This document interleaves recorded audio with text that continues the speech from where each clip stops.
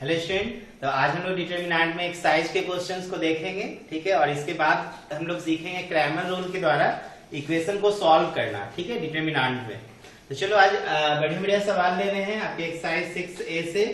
जैसे देखो, सॉल्व करने वाला क्वेश्चन दे बच्चों तो बहुत आराम से बनाना। जैसे कि मान लो यहाँ पर दिया हुआ है x 1 और x बराबर देखो 20 दिया है, और हमसे x बोल रहा है सॉल्व करने के लिए। तो यहाँ पे आप क्रॉस मल्टीप्लीकेशन लगाओ। तो देखो x को x से मल्टीप्लाई करो, माइनस x को 1 से मल्टीप्लाई करोगे, बराबर क्या हो जाएगा देखो 20। तो ये हो गया x स्क्वायर माइनस x बराबर 20। तो x square minus x minus 20 आप इधर ले लो, बराबर क्या होगा 0। अब देखो ये क्वाड्रेटिक इक्वेशन बन गया था, आपने क्लास 10 में पढ़ा था क्वाड्रेटिक इक्वेशन को सॉल्व करना। तो इसको मिडिल टर्म फैक्टराइजेशन से मैं ब्रेक कर रहा हूँ। एक्स स्क्वायर माइनस एक्स है, तो आप इसको 4x माइनस क्या कर दो 5x। देखो 4 में से 5 जाएगा -1, और 4 को -5 से मल्टीप्लाई करोगे तो -20 आएगा। आ जाएगा ना मिडिल टर्म फैक्टराइजेशन। तो x कॉमन लोगे तो x प्लस 4, -5 कॉमन लोगे तो x प्लस 4 बराबर 0। तो यहाँ पर देखो x प्लस 4 दोनों में है, कॉमन फैक्टर ले लोगे तो यहाँ पे क्या बचेगा x माइनस 5 बराबर 0। तो x का वैल्यू आएगा -4 एंड x की वैल्यू आएगी +5। तो इस तरीके से आप क्वेश्चन को सॉल्व कर सकते हो। चलो सेकंड क्वेश्चन देखते हैं। जैसे इसमें एक और ले लेते हैं। इक्वेशन दिया है, ध्यान देना कि 3y 4 और x बराबर देखो बच्चों 10 दिया है, ठीक है ना। और सेकंड इक्वेशन दिया है इसी में 4y माइनस 3x की जो वैल्यू है डिटरमिनेंट वैल्यू वो 5 है, और बोल रहा है हमें x और y निकालने के लिए। क्या बोल रहा है x और y। तो देखो इसको कैसे बनाओगे, ये क्वेश्चन है और फाइंड बोल रहा है x एंड y। तो देखो बारी बारी से हम लोग क्या करेंगे, दोनों वैल्यू को एवेल्युएट करेंगे। तो 3y 4x बराबर देखो 10 दिया है, तो यहाँ पे क्रॉस मल्टीप्लीकेशन करो तो 3 into X minus 4 into Y बराबर कितना 10। तो ये देखो 3x माइनस 4y बराबर हो जाएगा 10। इसको एप्लीकेशन क्या मान लेना फर्स्ट। इसके बाद देखो यहाँ पर ले लेते हैं 4y माइनस 3 और x, ठीक है, बराबर देखो 5 दिया है। तो आप इसको 4 को x से मल्टीप्लाई करो, माइनस y को माइनस 3 से मल्टीप्लाई करो, बराबर 5। तो ये 4x और ये माइनस माइनस प्लस 3y बराबर 5। इसको इक्वेशन क्या मान लो सेकेंड। अब बच्चों सिंपली इसको सॉल्व कर दो। तो कैसे सॉल्व करोगे, या तो y एलिमिनेशन मेथड अप्लाई करो या सब्स्टिट्यूशन मेथड। तो देखो यहाँ पर हम क्या करते हैं, y को अगर एलिमिनेट करना है तो इक्वेशन फर्स्ट को मल्टीप्लाई कर देते हैं 3 से, और सेकेंड को मल्टीप्लाई कर देते हैं 4 से, और ऐड कर देते हैं ताकि y एलिमिनेट हो जाएगा। तो देखो 3 3 जा 9x, 3 4 जा 12y, 3 10 जा 30। इसको देखो 4 4 जा 16x, 4 3 जा 12y, 4 5 जा 20। तो देखो ऐड करने हैं तो साइन चेंज नहीं करोगे तो ये डायरेक्ट काट दो। 16 और 9 मिलके 25x बराबर 50। तो देखो x बराबर हो जाएगा 50/25 इज इक्वल टू 2। अब किसी इक्वेशन फर्स्ट या सेकंड से आप y निकाल लो। तो फ्रॉम इक्वेशन सेकंड या फर्स्ट ले लेते हैं। तो 3x, तो 3 इंटू 2 माइनस 4y बराबर 10। तो देखो 3 2 जा 6 माइनस 4y बराबर 10। तो माइनस 4y बराबर हो जाएगा 10 माइनस कितना 6। तो माइनस 4y बराबर 4 इंप्लाइज y बराबर हो जाएगा -1, ठीक है ना। y बराबर क्या हो जाएगा -1। तो देखो x का मान निकालना आपने कितना 2, और y का वैल्यू निकाला आपने -1, ठीक है। तो x की वैल्यू 2 होगी और y की वैल्यू -1। चलो नोट करो। इसके बाद हम लोग देखते हैं एक और क्वेश्चन, हो जाएगा ना ये। बनाओगे इस तरह का सवाल आता है बोर्ड में। चलो मैं इरेज कर रहा हूं, नोट कर लेंगे। आज जितने भी सिलेक्टेड क्वेश्चन है ना मैं सारा बता दे रहा हूं, और उसी को आप प्रैक्टिस करो, वही सब क्वेश्चंस आएंगे। हाँ, इससे पहले जो लेक्चर था उसमें मैंने 5 बड़ा इंपोर्टेंट क्वेश्चन बताया था, उस पर एकदम कमांड कर लेना। वो क्वेश्चंस जो है लॉन्ग क्वेश्चन में पूछे जाते हैं, ठीक है। ये सब तो शॉर्ट क्वेश्चन में पूछा जाएगा, मुश्किल से आपको 2 और 3 मार्क्स का सवाल है ये सब, ठीक। और कोई कोई तो इस तरह का 1 नंबर में भी पूछा जाता है, उसमें सिंपल क्रॉस मल्टीप्लिकेशन होगा, ठीक है। चलो इसके बाद हम लोग देखते हैं क्वेश्चन। जैसे मान लो कि हमारे पास बोल रहा है कि फाइंड द वैल्यू 1 1 1। ये देखो 2 3 4 है, और ये देखो 4 6 और 7 है। बोल रहा है इसको सॉल्व करने के लिए। देखो इसको अगर हम प्रॉपर्टीज से भी सॉल्व कर सकते हैं, चाहो तो आप प्रॉपर्टीज लगा दो, ठीक है। कैसे लगाओगे प्रॉपर्टीज? तो देखो R1 बराबर क्या कर दो, R1 माइनस R2 कर दो, एंड R2 बराबर क्या कर दो, R2 माइनस R3 कर दो। प्रॉपर्टीज लगा के भी आप सॉल्व करो, डायरेक्ट भी सॉल्व कर सकते हैं, लेकिन मान लो सवाल में दे दे कि विदाउट एक्सपेंडिंग सॉल्व करो, तो वहां पे प्रॉपर्टीज लगाना पड़ेगा। तो इस तरह से आप किसी एक रो या कॉलम का 2 डिजिट जीरो कर सकते हो। तो यहाँ पे देखो कॉलम में 1 1 है तो रो का एप्लीकेशन लगेगा, अगर रो में 1 1 रहता तो कॉलम का एप्लीकेशन लगता। क्यों? क्योंकि रो के करस्पॉन्डिंग एलिमेंट से इस रो के करस्पॉन्डिंग एलिमेंट को क्या करेंगे, माइनस करेंगे। देखो 1 में 1 घटेगा, 2 में 3, 4 में 6। तो यहाँ पर देखो R1 माइनस R2 करने, तो 1 में 1 गया 0, 2 में 3 गया -1, 4 में 6 गया -2, फिर 1 में 1 गया 0, 3 में 4 गया -1, 6 में 7 गया -1। ये 1, ये 4 और ये कितना हो जाएगा 7।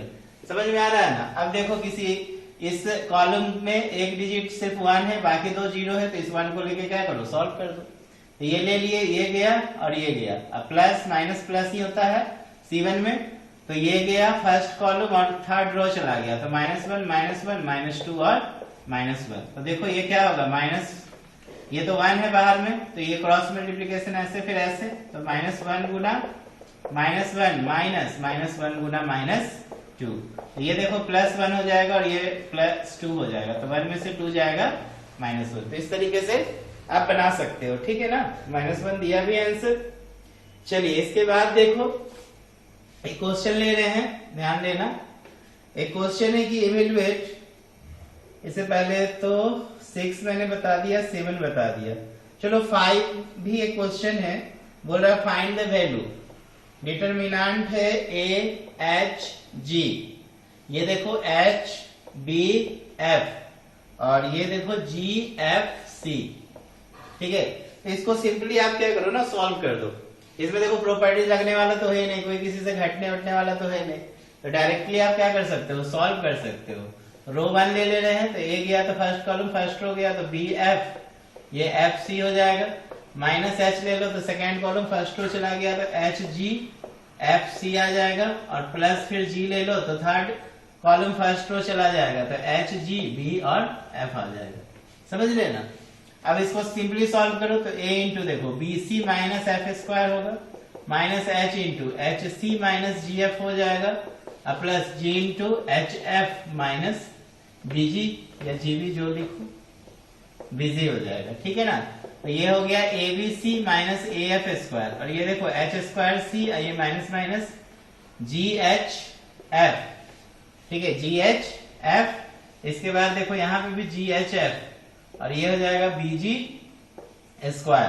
कोई कटने वाला तो है नहीं, डायरेक्ट ऐसे ही लिख दो, ABC minus AF² minus H²C plus 2GHF कर देते हैं ना। देखो यहाँ भी GHF है और इधर भी GHF है, और माइनस कितना हो जाएगा BG²। तो इसमें कुछ नहीं करना था, डायरेक्ट सॉल्व कर देना। समझ में आ रहा है ना, सिंपल एवेल्युएशन था।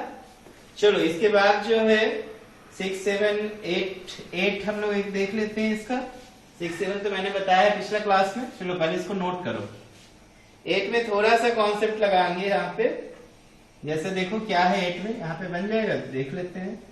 बोल रहा है क्वेश्चन है 8 नंबर इसमें लिखा हुआ है कि 1 1 1 ABC, और यहाँ पर देखो बच्चों A² माइनस BC, और ये देखो B² माइनस CA, और ये देखो C² माइनस AB। इसे हमें एवेल्युएट करना है, ठीक है बच्चों। हमने आपको बताया था ना, किसी डिटरमिनेंट के किसी रो या कॉलम में अगर कोई डिजिट ऐड किया हो तो उस डिजिट को लेके बाकी एलिमेंट्स क्या होगा, अलग हो सकता है। तो देखो कैसे अलग करेंगे, 1 1 1 ABC, और यहाँ पे देखो A² B² C² कर दिए, अब प्लस फिर देखो 1 1 1 ABC, और ये हो जाएगा minus BC minus CA minus AB। देखो ये पूरा अलग हो गया ना।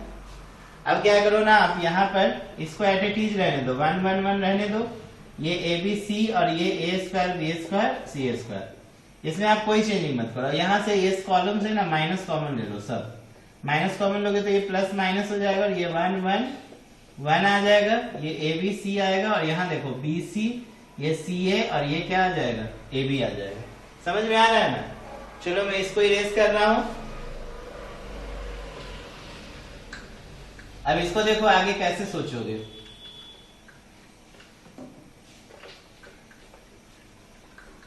देखो बच्चों, इसको हम लोग आगे कैसे सोचेंगे, आगे बढ़ा देते हैं यहाँ पे। तो देखो यहाँ पर आप 1 1 1 ए बी सी और ये देखो ए square B square C square रहने दो, ठीक है। यहाँ पर आप क्या करो ना, सब रो में ए से, सब दूसरा रो में बी से और तीसरा रो में सी से क्या करो ना, मल्टीप्लाई कर दो। मल्टीप्लाई करोगे तो अपने मान से तो मल्टीप्लाई होगा नहीं, मैंने आपको बताया था। मल्टीप्लाई करोगे तो बाहर आपको डिवाइड भी करना पड़ेगा। तो मैंने बाहर डिवाइड किया देखो एबीसी से, और रो में हमने रो 1 में हमने ए से मल्टीप्लाई किया, तो देखो ए स्क्वायर और ए बी सी हो जाएगा देखो इस रो में। यहाँ पे बी से मल्टीप्लाई कर रहे हैं तो ये बी स्क्वायर और ए बी सी होगा, और थर्ड रो में सी से मल्टीप्लाई कर रहे हैं तो सी स्क्वायर ए बी सी होगा, सी इंटू ए बी बराबर ए बी सी, ठीक है। ऐसा आप कर सकते हो, ठीक है ना। यहाँ पर ध्यान देना, अगर डिटर्मिनेंट के किसी रो में कोई डिजिट से गुना करो या भाग करो तो आपको बाहर में क्या करना पड़ेगा, उसको लिखना पड़ेगा। हाँ, ऐड कर सकते हो, सब्सट्रैक्ट कर सकते हो वगैरह वगैरह, उसमें कोई आपको रिस्ट्रिक्शन नहीं है। लेकिन इस तरह से हम काम कर सकते हैं, समझे ना कैसे किए। एबीसी से क्यों भाग दिए, क्योंकि हमने रो R1 में हमने क्या किया, ए से मल्टीप्लाई किया। यहाँ बी क्यों आया, क्योंकि R2 में हमने बी से मल्टीप्लाई किया। यहाँ सी क्यों आया, क्योंकि हमने R3 में क्या किया, सी से मल्टीप्लाई किया। तो देखो क्या हो जाएगा, 1 1 1 A B C A square B square C square. यहाँ देखो माइनस, अब C3 से थर्ड कॉलम से एबीसी को बाहर कर दो तो एबीसी अपॉन वापस क्या हो जाएगा, एबीसी। तो ये ए बी सी, ये ए square B square C square, ये 1 1 1 आ गया। देखो इससे ये कैंसिल। अब क्या करो ना, यहाँ पर हम लोग क्या करते हैं, इंटरचेंज करते हैं कॉलम को। तो इसको एट ए टीज रहने दो 1 1 1, या तो इधर इंटरचेंज करो या तो इधर इंटरचेंज करो, ठीक है ना। तो ये देखो ए square B square C square. अब यहाँ पर हम इंटरचेंज करते हैं तो क्या करें, 1 1 को इधर ले आओ, एबीसी को इधर ले आओ, तो 1 1 1 इधर कर दिए, इसको बीच में ही रहने दो, और इधर एबीसी। इंटरचेंज का मतलब C1 को C3 की जगह भेज दिया और C3 को C1 की जगह। अगर ऐसा करते हैं तो डिटर्मिनेंट का साइन चेंज हो जाता है, तो ये माइनस क्या हो जाएगा, प्लस हो जाएगा। समझ रहे हैं ना। अब फिर से क्या करो, 1 1 1 ए बी सी, ये ए square B square C square को आप रहने दो। फिर से यहाँ पर देखो क्या करेंगे, हम इसमें फिर से इंटरचेंज करेंगे। अब हम C2 को C3 की जगह भेज दे रहे हैं और C3 को C2 की जगह ले आते हैं, तो C1 में कोई चेंजिंग नहीं। तो ये ए बी सी और ये क्या हो जाएगा, ए square B square C square. फिर ये हमने चेंज किया तो ये साइन क्या हो जाएगा, चेंज हो जाएगा। दो कॉलम या रो को इंटरचेंज करोगे तो यहाँ पे साइन क्या होगा, डिटर्मिनेंट का चेंज होगा। अब आप देख लो ये और ये दोनों क्या है, बराबर है, तो इसमें घटाओगे तो क्या आ जाएगा, 0 आ जाएगा। तो ये है आंसर हो गया। समझ में आ रहा है ना। तो ये अच्छा सवाल है, इस तरह का सवाल पूछा जाता है। ओके चलो मैं इरेज कर रहा हूं, करूँ ना इरेज। बढ़िया सवाल था ये, ठीक है, दिमाग लगा के काम करना है इसमें। चलिए इसको इरेज किया जाए पूरा, और फिर देखते हैं आगे का क्या सवाल सब दिया है एक्सरसाइज में।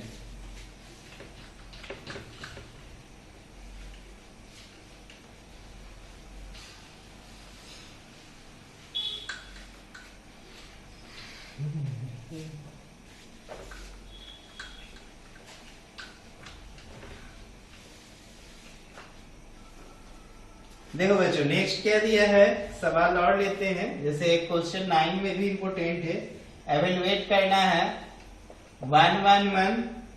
यहाँ देखो BC दिया है, ये CA दिया है, ये देखो AB दिया है, ठीक है ना। और यहाँ पर देखो BC into B plus C, फिर दिया है CA into C plus A, और फिर दिया है AB into A plus B। अब देखो हमें बोल रहा है इसको सॉल्व करने के लिए, ठीक है ना। देखो कैसे सॉल्व करेंगे समझना। 1 1 1 को रहने दो, BC CA AB को रहने दो। यहाँ क्या करो ना, मल्टीप्लाई कर दो। तो देखो BC को किससे मल्टीप्लाई किए, B से, तो क्या हो जाएगा B स्क्वायर C। एक काम करते हैं बच्चों, यहाँ पे ना एक काम करते हैं हम लोग, फिर से 1 बाय ABC में कर देता हूँ, ठीक है। 1 बाय ABC कहने का मतलब मैंने रो R1 में, कहने का मतलब रो 1 में A से मल्टीप्लाई कर रहा हूँ। तो ये ABC और ये भी देखो ABC इंटू हो जाएगा B प्लस C। ऐसा कर सकते हो ना। यहाँ मैंने B से मल्टीप्लाई किया तो ये B हो जाएगा, ये ABC, और यहाँ पे भी देखो ABC into C plus A। इसमें फिर से देखो ये सी हो जाएगा, ये ए बी सी, और ये हो जाएगा A B C into A plus B. ऐसा कर सकते हो ना? क्लियर हो रहा है ना? अब देखो यहाँ पे 1 बाय ए बी सी इधर डिवाइड इसलिए हुआ था क्योंकि रो ए में, रो R1 में ए से मल्टीप्लाई किए थे, रो R2 में बी से, रो R3 में सी से मल्टीप्लाई किए थे। अब क्या कर रहे हैं कि कॉलम C2 से यहाँ पे लिख दे रहे हैं टेकिंग, या फिर आप डायरेक्ट स्टेप्स दिखा सकते हो, जरूरी नहीं यहाँ पे लिखना, ठीक है? लिख दोगे तो और ज्यादा बेटर रहेगा। और क्या, taking A B C from कहां से ले रहे हैं, देखो C2 एंड C3 से हम कॉमन लेंगे अभी। तो देखो ए बी सी इंटू हो जाएगा A B C divided by A B C. अब यहाँ पे देखो क्या होगा, ए बी सी तो होगा ही, यहाँ पे देखो 1 1 1 आ जाएगा। क्लियर है ना? और यहाँ पे देखो ए बी सी बाहर कर चुके हो, तो B plus C plus A, और ये क्या हो जाएगा ए प्लस बी। तो देखो ये A plus A B C cancel, तो बचा क्या है वो ए बी सी बचा। ठीक है, अब क्या करो यहाँ पर, यहाँ पे A B C 1 1 1 B plus C plus A और ए प्लस बी दिया हुआ है। अब देखो बच्चों हम लोग क्या करते हैं, C3 बराबर लिख देते हैं C1 प्लस C3, लिखा जा सकता है ना, इसको इसके साथ जोड़ेंगे, ऐसा तो काम कर सकते हो ना, लास्ट प्रॉपर्टीज मैंने बताया था।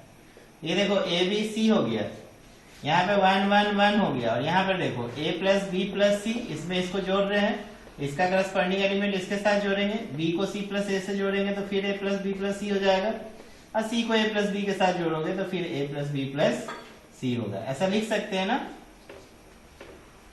ऐसा हम लोग बिल्कुल लिख सकते हैं। ठीक है, तो देखो यहाँ पर क्या करोगे, a plus B plus C column C3 से हम लोग बाहर कर लेते हैं, तो देखो a plus B plus C और अपॉन तो कुछ नहीं है, इनटू ही है ना यहाँ पर, तो ए बी सी इनटू हो जाएगा a plus B plus C.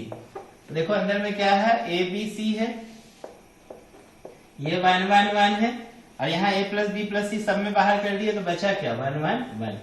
अब देखो बच्चों यहाँ पे A B C into A plus B plus C, और ये पूरा डिटर्मिनेंट का वैल्यू 0 होगा, क्योंकि किसी डिटर्मिनेंट में दो रो या कॉलम आइडेंटिकल होते हैं तो डिटर्मिनेंट का वैल्यू क्या होता है 0 होता है। तो देखो C2 और C3 आइडेंटिकल है, तो ये पूरा क्या हो जाएगा 0 हो जाएगा। समझ में आ रहा है ना? तो इस तरह के भी सवाल पूछे जा सकते हैं, नोट करेंगे। ओके चलो, इसके बाद इरेज कर रहा हूं मैं और देखते हैं नेक्स्ट सवाल।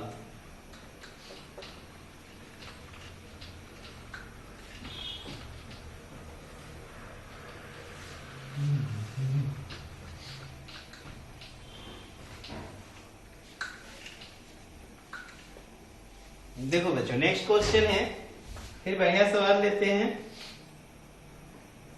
ए बी सी इधर तो हो ही गया है सारा, चलिए और क्या क्या लिया जाए। देखो एक क्वेश्चन है जिसमें हमसे बोल रहा है कि प्रूफ करे x plus A Y plus ए, ठीक है, और z प्लस ए। यहाँ पे देखो x प्लस बी, ये y प्लस बी, और ये दिया है z प्लस बी। इधर देखो x प्लस सी, ये हो गया y प्लस सी, और इधर देखो z प्लस सी दिया हुआ है। ठीक है, और इतना बराबर बोल रहा है प्रूफ करो 0। ठीक है, इतना बराबर क्या बोल रहा है 0 प्रूफ करो। कैसे बनाओगे, देखो यहाँ पे हम लोग क्या करते हैं LHS ले लेते हैं। ठीक है, LHS में देखो x plus A Y plus A Z plus A, यहाँ देखो x प्लस कितना हो जाएगा b y plus B Z plus B, ये देखो x plus C Y plus C, और ये z प्लस सी। ठीक है, अब देखो इसको इसके साथ जोड़ेंगे तो x plus Y plus Z plus 3a आएगा, यहाँ जोड़ोगे तो x plus Y plus Z 3 भी आएगा, यहाँ पे जोड़ोगे तो x plus Y plus Z 3c, common तो ले नहीं सकते, मुश्किल है। तो क्या किया जाए बताओ, हम लोग क्या करते हैं ना, R1 बराबर कर देते हैं, इसमें से इसको घटाएंगे, या तो R1 बराबर R1 माइनस R2 करो, या C1 बराबर C1 माइनस C2 करो, ताकि किधर से भी घटाओगे तो x घटना ही वाला है ना। तो R1 बराबर R1 माइनस R2 कर देते हैं, और R2 बराबर कर देते हैं बच्चों R2 माइनस R3। ठीक है, तो देखो यहाँ पर क्या हो जाएगा, x प्लस ए में y प्लस ए घटेगा तो देखो ए कैंसिल हो जाएगा तो x माइनस वाई बचेगा। x प्लस बी में y प्लस बी घटाओगे तो b भी कैंसिल हो जाएगा, x माइनस वाई बचेगा। x प्लस सी में y प्लस सी घटाओगे तो c c कैंसिल हो जाएगा, x माइनस वाई बचेगा। यहाँ पे भी देखो y प्लस ए में z प्लस ए घटाएंगे तो y माइनस क्या बचेगा, z। फिर यहाँ पे भी देखो y प्लस बी में z प्लस बी घटाओगे तो b भी कैंसिल हो जाएगा, y minus z। y plus C में z प्लस सी घटाओगे तो c c कैंसिल हो जाएगा, y माइनस z। और इसको एट ए टीज रहने दो, z plus A, z plus B, z plus C. अब क्या करो ना, r1 से x माइनस वाई आप बाहर कर सकते हैं और r2 से y माइनस z बाहर कर सकते हो। तो देखो क्या बचेगा, 1 1 1, यहाँ भी 1 1 1 और ये देखो z plus A, z plus B और ये z प्लस सी। अब आप देख रहे हो ना, इसका दो रो क्या हो गया, आइडेंटिकल हो गया, तो ये पूरा वैल्यू क्या हो जाएगा, 0।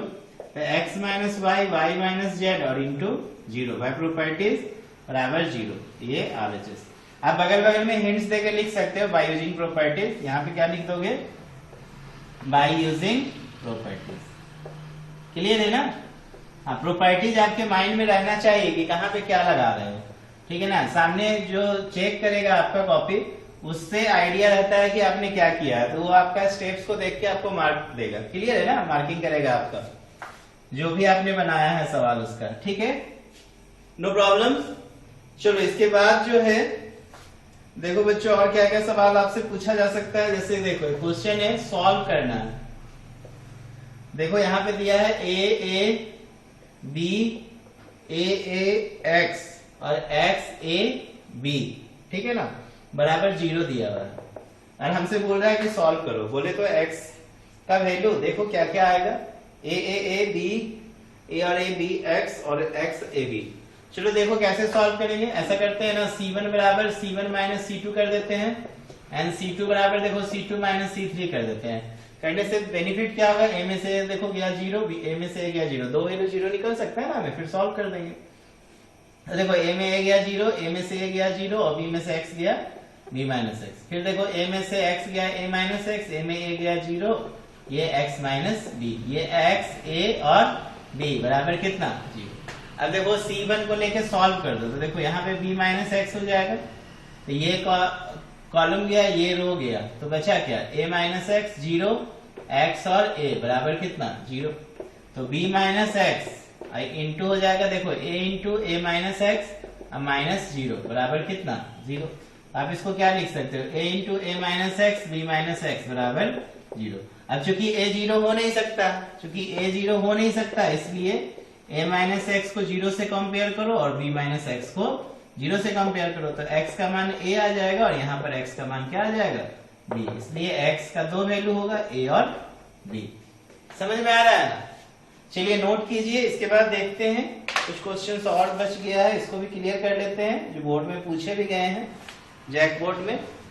चलो मैं इसको इरेज कर रहा हूँ। आई होप आज सारा सवाल क्लियर हो जाए, इसके बाद ताकि हम लोग क्रैमर रूल स्टार्ट कर सके और देखेंगे वहां पे क्रैमर रूल का यूज करके लीनियर इक्वेशन 3 वेरिएबल्स 2 वेरिएबल्स को किस प्रकार से सॉल्व किया जाता है, ठीक है।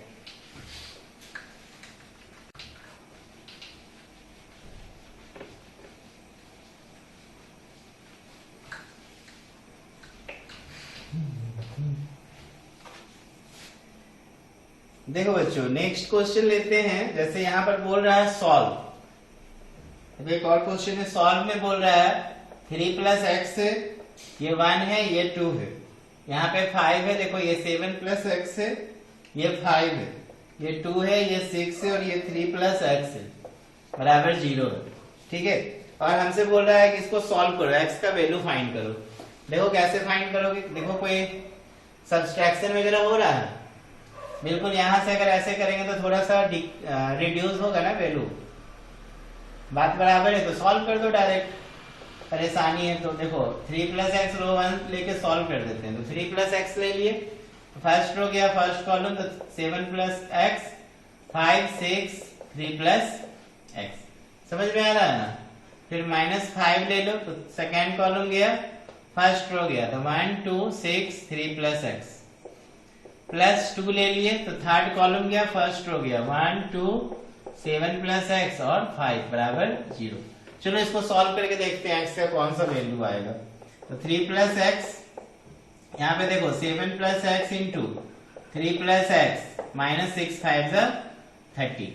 फिर देखो 5 हो गया और यहाँ पर क्या हो जाएगा 3 1 इंटू 3 प्लस एक्स माइनस 6 2 जा 12 प्लस 2 ये 5 माइनस 2 7 जा 14 माइनस कितना 2x बराबर 0। ठीक है ना, समझे ना कैसे किए। 5 इंटू 1 5 2 7 जा 14 2 इंटू एक्स और माइनस कर दिए, तो यहाँ माइनस होगा ना क्रॉस मल्टीप्लीकेशन में। अब देखो क्या करोगे 3 प्लस एक्स, यहाँ पे देखो 7 3 जा 21 plus 7x plus 3x plus x square minus 30 minus 5 into 3 में से 12 जाएगा माइनस 9 प्लस x होगा ना प्लस 2, ये देखो 5 में से 14 गया माइनस 9 और माइनस कितना 2x बराबर 0। चलो पूरा को अब हम लोग लिखेंगे 3 प्लस एक्स, ये हो जाएगा एक्स स्क्वायर 7 3 10x और 21 में से 30 जाएगा माइनस 9।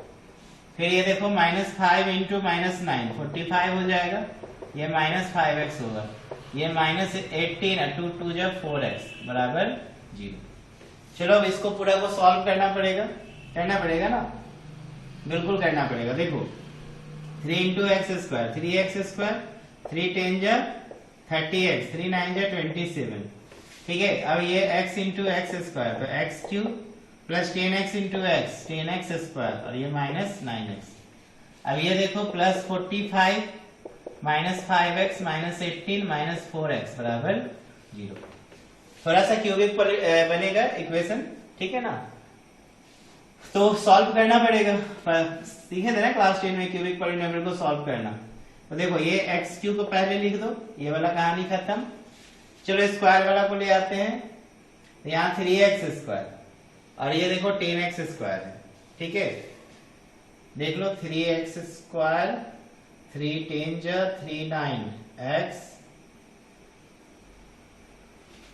और यहाँ पे x ले लिए, तब तो है नहीं, तो 10x स्क्वायर और 3x स्क्वायर मिलके कितना हो गया 13x स्क्वायर। देखो ये भी गया ये भी गया।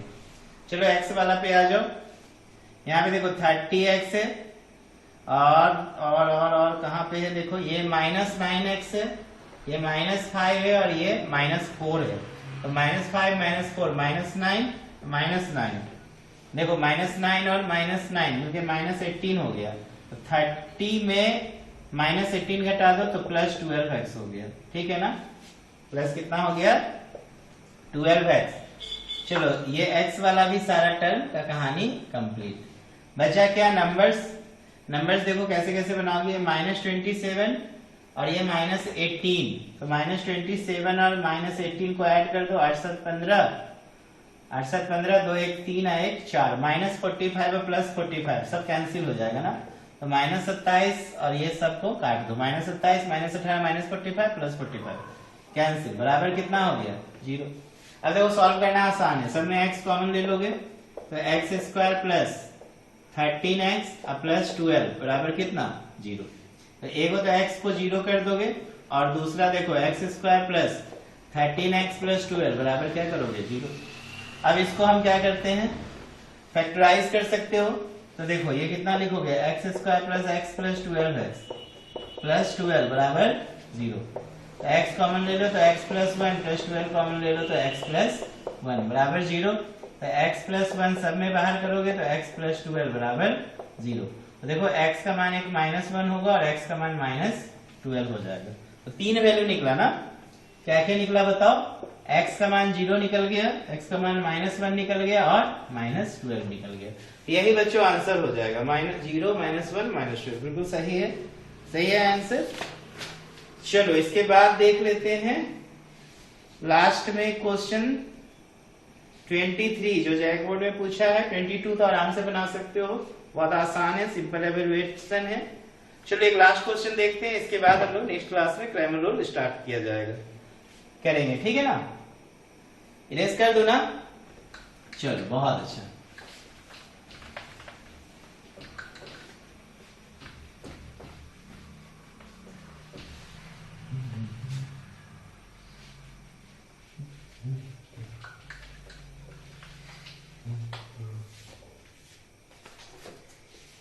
चलो बाबू, एक क्वेश्चन है कि बोल रहा है प्रूव दैट, ध्यान देना, बोल रहा है prove that 0 a square b a square c, और इधर देखो ए बी स्क्वायर 0 ये बी स्क्वायर c, यहाँ पे ए सी स्क्वायर ये बी सी स्क्वायर 0, बराबर लाना है 2aq bq और cq। यह हमें प्रूफ करके दिखाना है, ठीक है ना। देखो प्रॉपर्टीज यूज करेंगे हम लोग। क्या करते हैं, taking A square from r1 comma B square from, अच्छा r1 में तो है ही नहीं, c1 होगा, सॉरी, ये c1 से हम a स्क्वायर को बाहर करेंगे, बी स्क्वायर कहां से ले ले, from c2, and c square ले लो फ्रॉम c3। तो देखो क्या किया जाएगा, इधर से आप क्या करो, ये LHS मैंने ले लिया, ठीक है ना। आप क्या करना है, यहाँ पे LHS लिख देना। चलो हम डायरेक्ट ये प्रूफ दैट आप देख लिया ना, मैं इसको डायरेक्ट क्या कर देता हूँ, LHS कर देता हूँ, और इसको यहाँ पे लिख लेते हैं 2aq bq cq। ये हमें प्रूफ करके लाना है, ओके ना। ये हमने LHS लिया। चलो देखते हैं क्या किया जाए। तो इधर से a स्क्वायर कॉमन लिए, इधर से b स्क्वायर कॉमन लिए, इधर से c स्क्वायर, देखो ये 0 है ना, तो 0 इंटू a स्क्वायर 0 रहेगा, ये तो 0 हो गया, b हो गया, c हो गया, ठीक है। यहाँ पे देखो क्या आएगा, बी स्क्वायर कॉमन लिए हैं तो a हो गया, 0 हो गया, c हो गया, यहाँ से c स्क्वायर कॉमन लिए हैं तो a b 0 हो गया। बात समझ रहे हैं ना।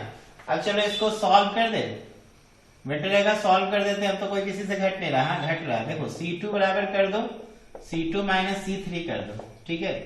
तो a square B square C square, ये 0, ये b, ये कितना c, a में से a गया 0, 0 में b गया माइनस b, c में 0 गया c, ये a, ये b, ये देखो 0 हो जाएगा, ठीक है ना। देख लो आएगा ना।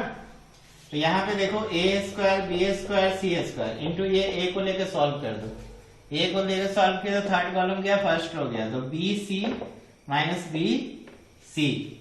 तो देखो क्या करोगे, a square B square C square into a। अब देखो यहाँ पर बी सी, अब minus minus plus B C होगा ना, ये minus B C, minus minus क्या हो गया प्लस, माइनस कहां से आया, फॉर्मूला वाला करेंगे ना क्रॉस मल्टीप्लिकेशन में। क्रॉस मल्टीप्लिकेशन में क्या किया अभी तक, ए बी सी डी मान लो है तो a गुना डी, अब माइनस बी गुना सी, देखो बी माइनस अपने मन से आया ना, वही माइनस और ये माइनस मिलके क्या हो गया, प्लस हो गया। तो देखो ये हो गया ए square B square C square into ए इंटू बी सी मिलकर कितना हो गया 2bc। तो 2 आगे लिख दो, a into A square A cube, B square into B cube, C square into C cube. ये क्या है RHS। आई होप आपको समझ में आया होगा सारा सवाल। तो चलो प्रैक्टिस करो, इसके बाद नेक्स्ट क्लास में देखते हैं कैसे हम डिटरमिनेंट मेथड का प्रयोग करके linear equation 2 variable and 3 variable solve करते हैं। चलो ओके, थैंक यू।